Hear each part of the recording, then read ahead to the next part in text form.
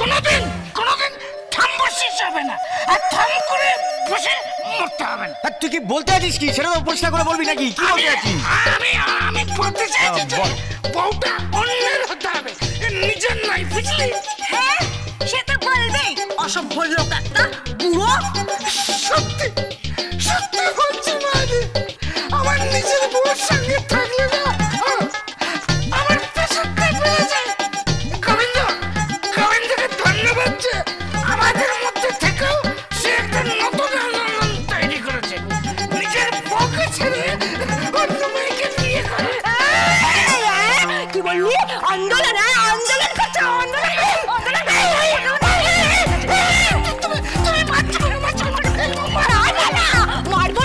মারবো না, তোমাকে আমি পুজো করবো। দাঁড়া শোন না, হাত দাঁড়াচ্ছে এখানে দাঁড়িয়ে দাঁড়িয়ে। মারবো না তুমি, মারবো না মানে আবার হাত তেড়ো মানে কি করছো? মারবো না মানে কি? মারবো না মানে কি? অন্যের বউয়ের সাথে থাকলে মন মেজাজ সব ভালো থাকে।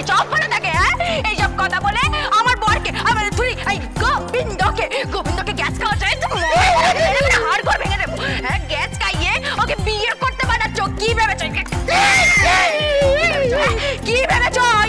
ছাড় না এই শোনো লাকাইদা, ওই পূর্বী দাসে ওর একদিন কি আমার একদিন, আমি এটা বলে রাখলাম। হ্যাঁ ওই একটা আয়া 1200 টাকা ময়না পায়। হ্যাঁ কোথায়? আমাকে বলো আমার বর কথা, মানে এই গোবিন্দ কোথায়? সত্যি বলছি ভাইজি, আমি কি জানি? আচ্ছা আমি কিছুই জানি না, সব জানি। মেয়ে তোমাকে কিন্তু কোথায় আছে বলো? গোবিন্দ কোথায় আছে বলো? আমি জানি না। তুমি জানো না? হ্যাঁ বলতে বলেছি কিন্তু লাকাইদা, বলো। আমি জানি না।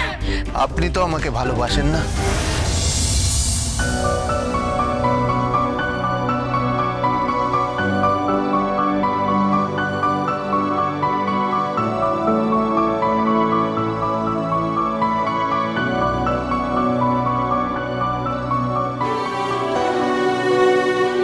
আপনি তো আমাকে ভালোবাসেন না, তাহলে আপনি এত রাগ করছেন কেন? আমি যা খুশি তাই করতে পারি, আর আমি কাউকে কৈফিয়ত দেব সেটা আমি মেনে নেব না। একটা কথা মাথায় রাখবেন, আমি যা করছি ভালোর জন্য করছি। ঈশ্বর যা করেন মঙ্গলের জন্য করেন।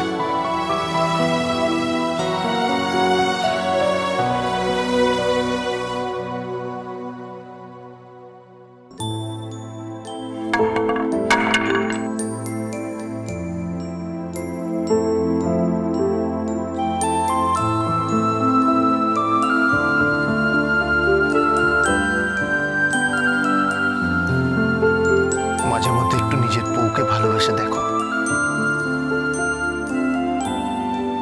দেখবে সংসারে সুখ আসবে, শান্তি আসবে। বউয়ের কাছে শুধু যদি মদ খেয়ে যাও তাহলে তো বউ মারবেই, সংসারের শান্তি নষ্ট হবে।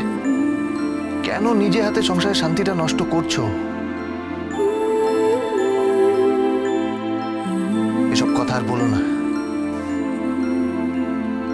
তাহলে তুই অন্য কাউকে বিয়ে করছিস কেন?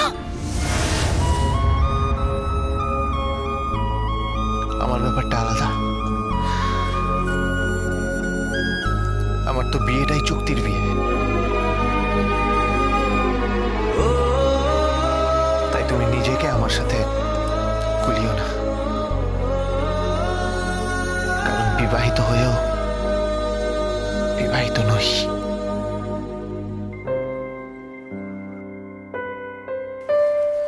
আমার তো বিয়েটাই চুক্তির বিয়ে, কারণ বিবাহিত হয়েও বিবাহিত নই। কারণ বিবাহিত হয়েও বিবাহিত নই।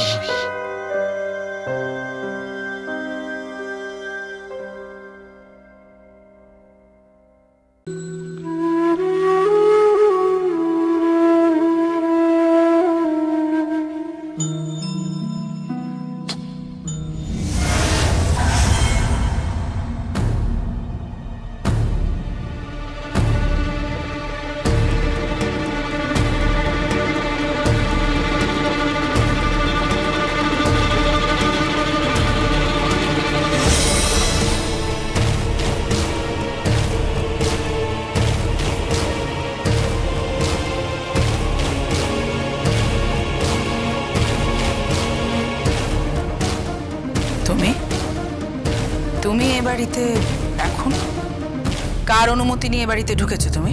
অনুমতি নেওয়ার প্রয়োজন মনে করি না।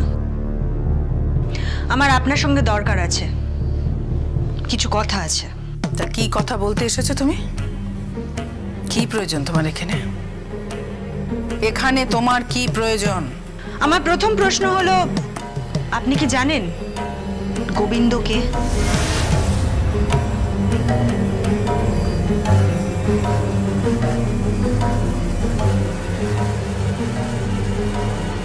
গোবিন্দকে নিয়ে তোমার সাথে আমি আলোচনা করব কেন? তুমি কে হও? আগে নিজের পরিচয়টা ঠিক করে দাও। তাছাড়া গোবিন্দকে নিয়ে বা তোমার এতটা আগ্রহ কিসের?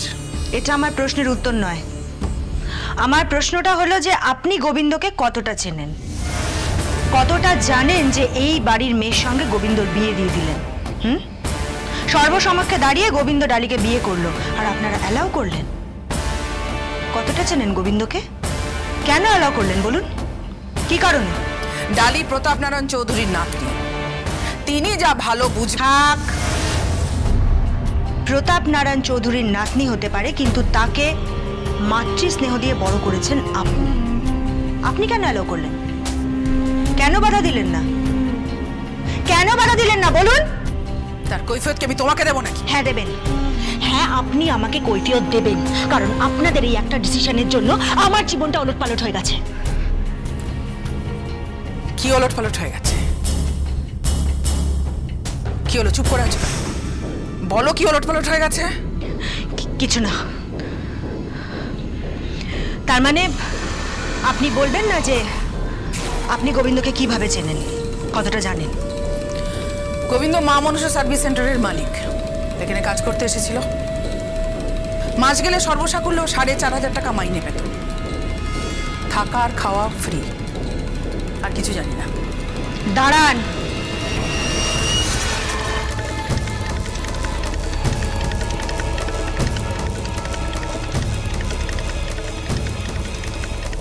আগুনের এই পবিত্র শিখা ছুঁয়ে বলুন, বলুন যে আপনি এর বেশি কিচ্ছু জানেন না।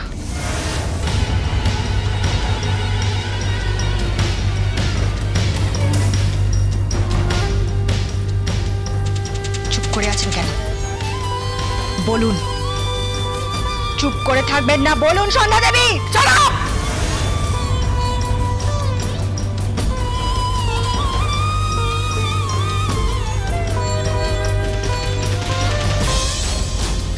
আপনি ইংরেজি বলছেন?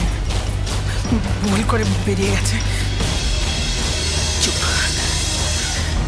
একদম চুপ, একদম চুপ।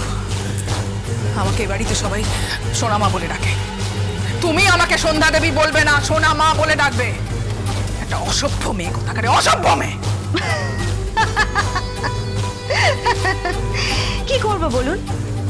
শরীরে কার রক্ত বইছে দেখতে হবে তো। কার রক্ত বইছে মানে? আমার শরীরে প্রলয় সেনের রক্ত বইছে।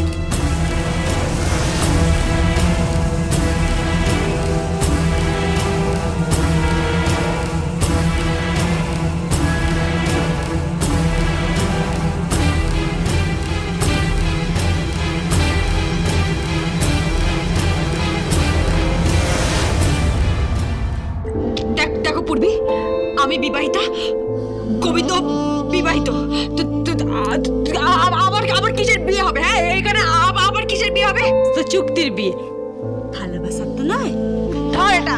তুমি যদি অন্য কাউকে বিয়ে করো তাহলে কিন্তু খুব খারাপ হয়ে যাবে, খুব খারাপ হয়ে যাবে বলে রাখলাম।